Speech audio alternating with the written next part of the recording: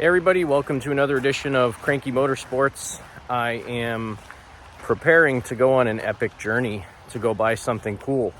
So I mentioned a couple of videos ago that I was going to be selling off a bunch of my Sears tractors and saving up some money to buy a bigger machine, and that's what I'm going to get today.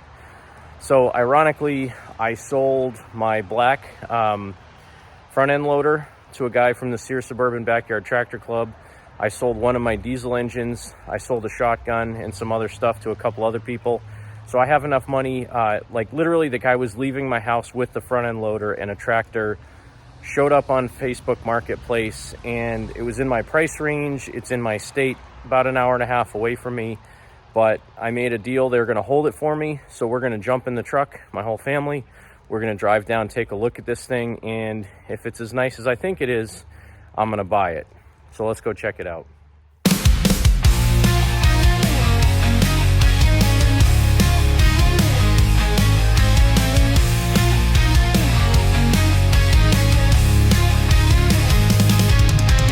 Rust creeps deep like time's own brand. Mud cake thick, it's a heavy hand. Wheel stuck memories lost in grime. Forgotten engines frozen in time. Cranky motorsports saving the dead, bringing in the broken back from the red. He fights the rust, fights the neglect, turns the lost into perfect wrecks.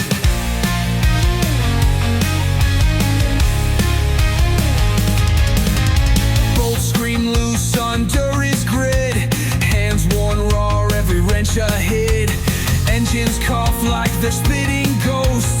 He revives them back, boast no boast. Bring cranky motorsports saving the dead, bringing the broken back from the red. He fights the rust, fights the neglect, turns the lost into perfect wrecks.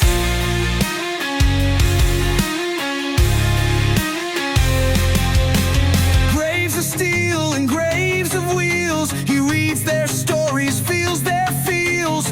Patching scars, giving them breath, turning the tide before they're dead. Cranky motorsports saving the dead, bringing the broken back from the red. He fights the rust, fights the neglect, turns the lost into perfect wrecks.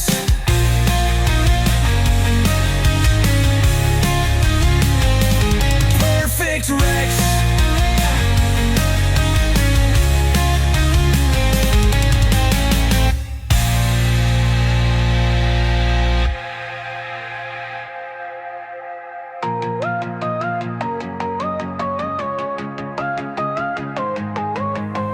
Cranky motorsports saving the dead, bringing the broken back from the red. He fights the rust, fights the neglect, turns the lost into perfect wrecks.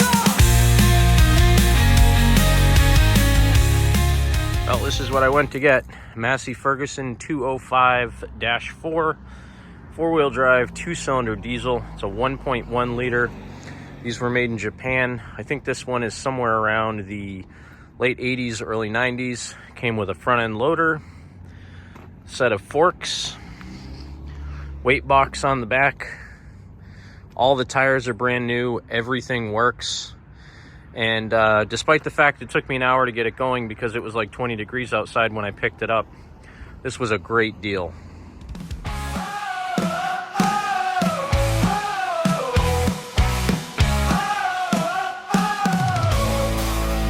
In the garage with a rusty rest, Cranky Motorsports brings them to their best. Old Sears garden tractors, once forgotten and gray, now roar back to life in a brand new way. Cranky's got the touch with a wrench in his hand, fixing up the classics in this rusty land. From busted to beautiful, he makes them shine. Cranky Motorsports, one tractor at a time. Mystery oil and experiments, he coaxes them to run. A master mechanic having fun. He replaces the parts and gives them new might. These old tractors burn like a warm summer night. Cranky's got the touch with a wrench in his hand, fixing up the classics in this rusty land. From busted to beautiful, he makes them shine. Cranky Motorsports, one tractor at a time. Well, I made it back home, and peeking out from underneath this tarp, well, you already saw what I bought anyway because I put it in the video, but peeking out from under this tarp, you can really start to get an idea on what I got here. And we'll go over the good and the bad. A lot more good than bad, luckily. Oh, my tarp's full of water. Oh, it's lovely. Guess it needed a bath. Interesting. Well, so this is what I picked up.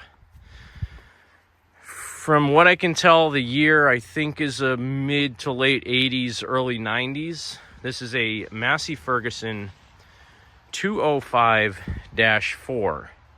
Now the 205 was a two-wheel drive version. The 205-4 is the four-wheel drive version, which is what I got.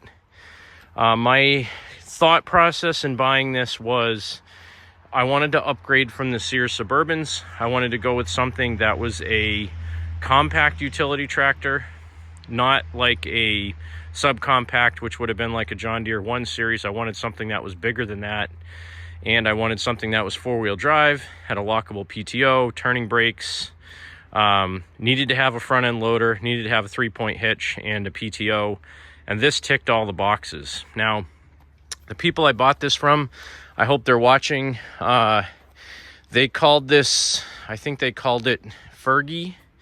That was the nickname for the tractor. So Jeremy, if you're watching, this is your old machine, and I'm gonna give it a good home.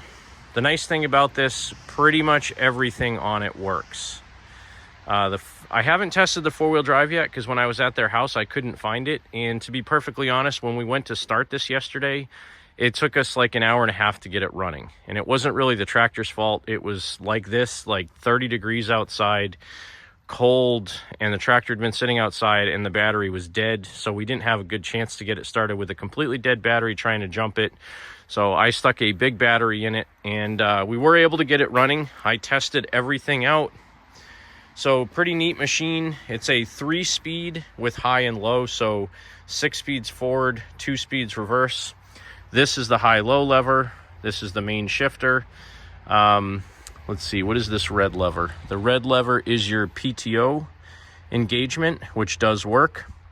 This is the valve that switches from the front end loader to the 3-point hitch for hydraulics. This is the PTO speed, which right now this is seized up, so I'm gonna have to get that moving. Let's see. This is the parking brake lever. This is the fuel shutoff lever. Obviously simple stuff like clutch, brakes on the other side. There's a four-wheel drive lever somewhere. I still haven't found it yet. Maybe this is the four-wheel drive. I'm not sure. That might be four-wheel drive. That might be, yeah. So that's the front axle disconnect. So up is disconnected, down is connected. So this is the four-wheel drive lever here. That's in four-wheel drive. That's in two-wheel drive. It also has a locking rear diff, which the instructions tell you to use it only when you're going straight. And I think this is the locking diff. This pedal here basically says come to a complete stop, push this down and hold it with your foot, and then let out the clutch so that it engages the diff lock. This is for your PTO, your lift lever for your 3-point hitch. And has, I believe it's a Cat 1 3-point hitch. There's the PTO underneath that shroud there. New top link, came with this weight box. All the tires look to be replaced within the last couple of years. These back tires and rims were purchased brand new, I can tell. These are not the factory ones. There's no holes for wheel weights. There's very little offset on these. They do have about a 3-inch offset that allows you to move them in and out if you swap them side to side. And I probably will end up swapping these side to side because right now the rear end is narrower than the front. So I want to make the rear end at least equal with the front. So the stuff, all the lights on it work. The tachometer does not work right now, so I don't know if this is a cable-driven tach. I haven't even had a chance to look at it. But you can tell it's been fairly well taken care of. The filters look actually fairly new. It's been pressure washed and cleaned. I'm sure it has some leaks that I haven't found yet. But as far as I can tell, everything I have tested on this works. All the lights work, even the rear spotlight, the blinkers, all of that stuff works. It doesn't have a hitch drawbar on the bottom, but that's not a big deal. It's just a flat piece of steel with a bunch of holes in it. I think I even have one from something else. But so far, everything I've tested on this works, except for the tach. The bad stuff about it, there's not much. Like I said, I'm pretty sure it's been pretty well cared for. I'm pretty sure it's spent its entire life outside, though. The bucket is a little bit worn out. It's got a couple of holes in it from, you know, dragging on the ground. So I'm gonna have to do some patches on the bucket. Somebody's already welded in some diamond plate in the back. It has a push blade for a plow, which is kind of cool because I may eventually get a plow blade for this. So the bucket's a little bit bent and stuff, has those holes in it. These holes in the bottom, the back ones, that was actually made for ripper teeth that you could bolt into this bucket, which I don't have, not a big deal. So the bucket needs a little bit of help. The sheet metal's not bad. It's got a couple of dents in it. I'm not going to do anything with the sheet metal. The loader controls are a little bit messed up on this. So the up and down for the main boom arms works perfectly fine. The controls for the bucket, there's like no resistance on it when you push it in. So like that's in for curling the bucket down, and if you push it forward it just stays there. So I think there's a detent missing. If you roll it back, it has a detent that pulls it back, so I'm not exactly sure what's wrong with this. It also could be just because it's really loose, so it might just need better mounting in there or something, but it does appear that there's maybe a detent missing for this. So that's going to need a little bit of attention. Obviously, the hoses are pretty cracked. One or two of them leak a little bit down here, which will need some attention over time. Again, for a machine this age, that's normal. Doesn't have a seat cushion on it, which, again, for a machine this age is normal. Not a big deal at all. So everything about this that needs to be good as far as running, driving, high and low work, reverse, forward, all the gears work. And it's just like the perfect size for me. The other thing that's cool with this machine, it came with a set of forks, and they're not clamp-on forks. This is actually a complete set of forks that you take the bucket off of the tractor and put this on in place of the bucket. So now I know the lifting capacity of this thing is only about 750 pounds at the pin. I think breakaway's like 12 something or something like that. So I can't lift a full pallet like a ton of pellets. But again, I don't really need the forks that much. But the more I think about it, forks are good for other things than just using them for a pallet. Forks are actually really good for using to haul logs and stuff out of the woods. And one of the main reasons I really wanted this tractor is, this is the back of my property up here behind my garage. There are all of these big trees that have been cut down and just left here, or knocked over, fell down because they rotted out. So there's all these big trees that have been sitting here for years, just piled up everywhere. I've cut some of them out so I can drive up here in the woods.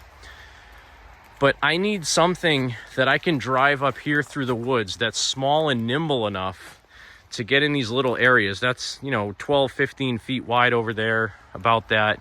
There's some areas up in here that are pretty narrow, but I've got all these trees and stumps all up through the woods.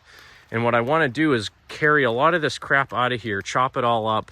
I got big sinkholes over here that I want to fill in with all that wood and cover over with dirt.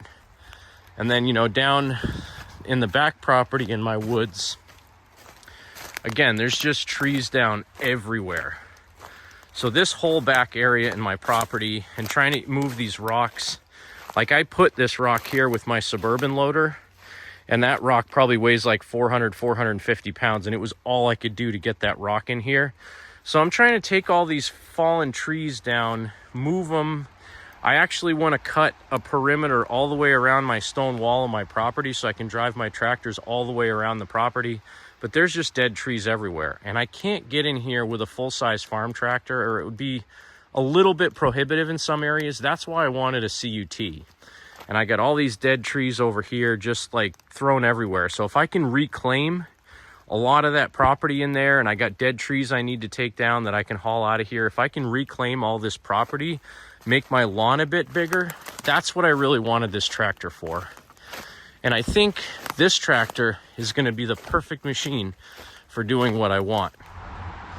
All right, let's see if she wants to start. Or he, haven't decided if it's a he or a she yet. The muffler leaks a little bit too. I didn't mention that, but there's a hole on the bottom of the muffler and it leaks here at the joint. So eventually I'll probably replace it. For now, I'll probably just pull the exhaust pipe off and weld up the bottom, but let's see if it'll start.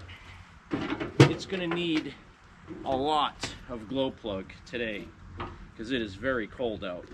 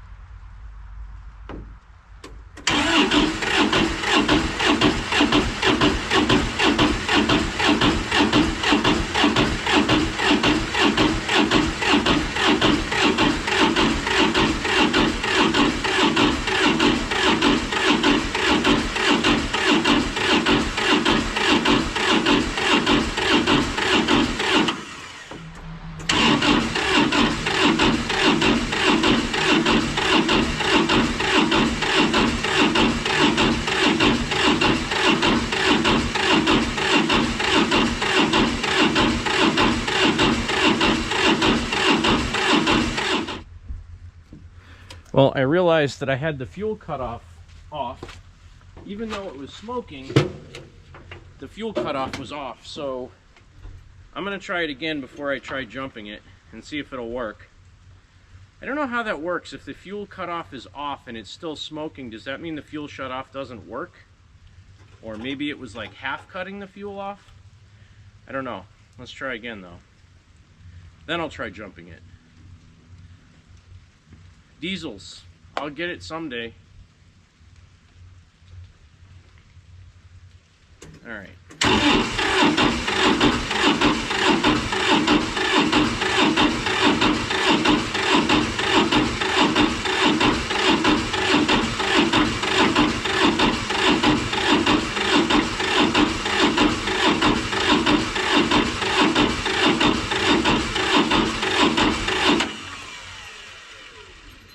Sounds like the battery's wearing down a little bit. I might have to jump start it. This is the frustrating part of buying equipment. You don't really know its history. You don't know how well it's going to start or not start when it's cold out. You don't know. I mean, the glow plugs in this look like they've been replaced, but they could just be really clean old glow plugs. Maybe I need to buy new ones. This has a massive battery in it. It's a deep cell 1000 cranking amp battery that came out of my Bel Air, so it should start right up. Should. 20 minutes later.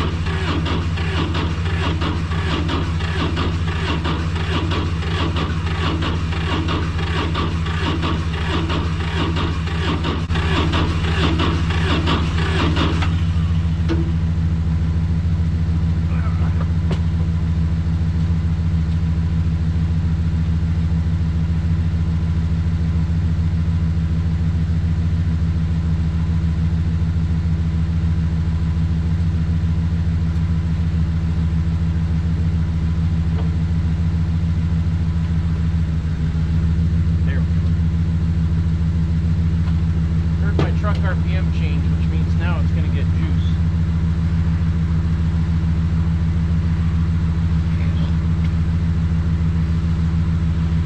Come on, baby. You know you want to run. You really do.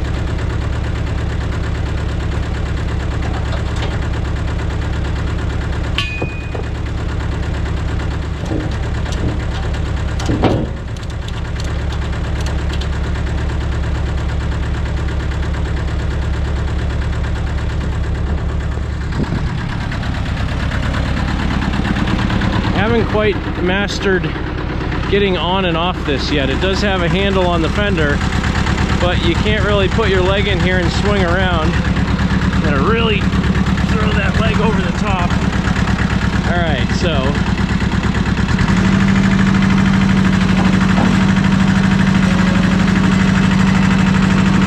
I'm in low. Oops, there you go. If you let go of the bucket, you let go of this thing, it springs forward and the bucket just dumps. So we're in low range.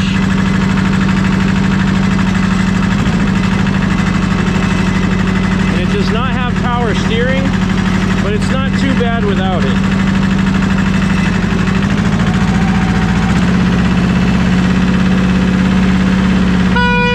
Oh shoot. The horn just went off on its own. That's not great. Back in high range and first. I don't know why the horn went off. That was annoying. That keeps happening. I'm gonna have to take it off.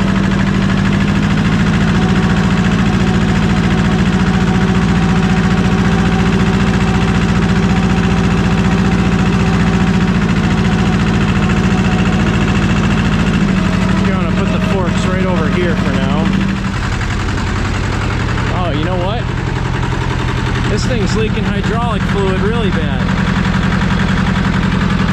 Yeah, this hose is no good. Well, definitely gonna need some hoses soon. Hopefully I can get them before it really blows and makes a mess. That would stink. It was dripping on my shoe and my pants. I just noticed it was leaking. But again, it's an older machine. It's bound to have some leaks. And I got it for a good deal. All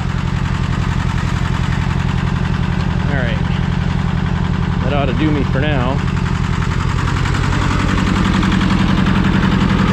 Yeah, that's leaking pretty bad now.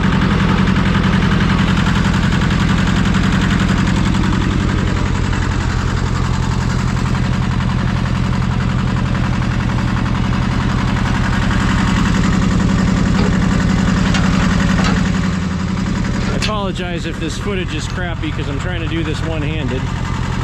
Let's see. Crap. I got the forks wedged in the bucket.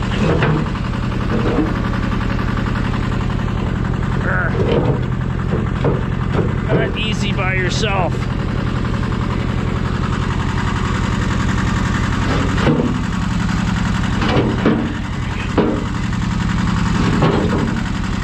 Almost out.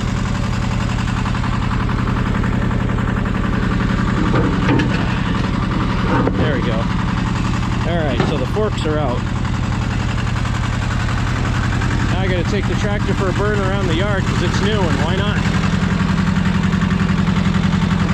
Definitely have a big leak there on that. I don't know if it's the bucket cylinder or what, but it's now just pouring out. Yeah, it's the bucket. Oh well. I'll fix it eventually.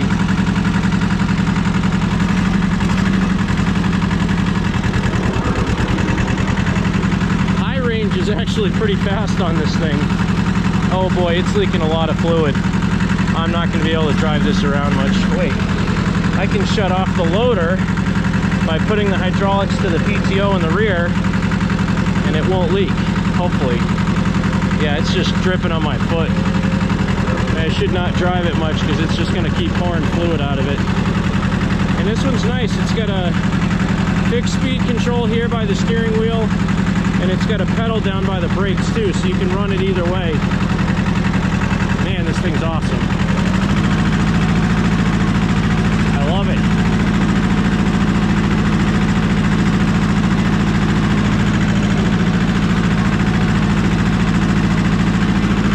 Like it more if I wasn't getting hydraulic fluid on my shoe, but what can you do?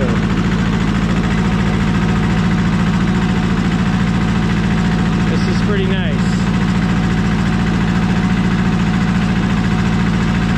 Definitely gonna need some hoses though.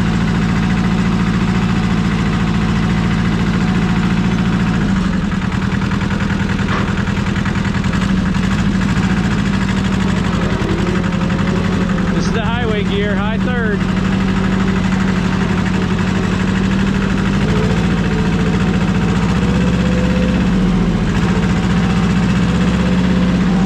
Not bad, not bad.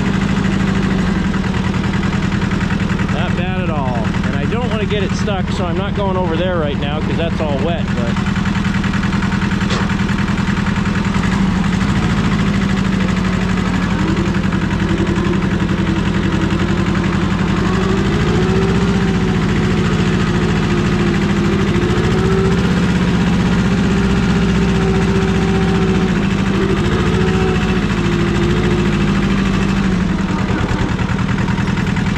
the brakes on this thing work. This thing is really not in bad shape at all.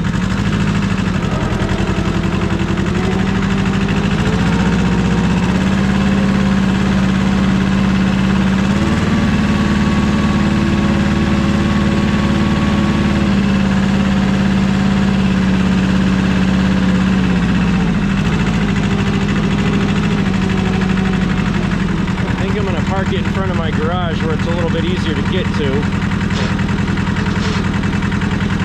Why is that clutch not disengaging for it? There we go.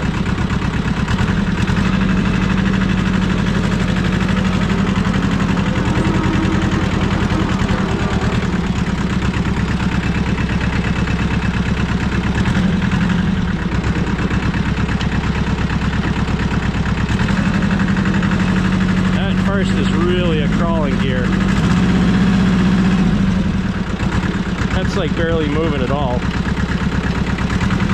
Like a quarter of a mile an hour. That's awesome.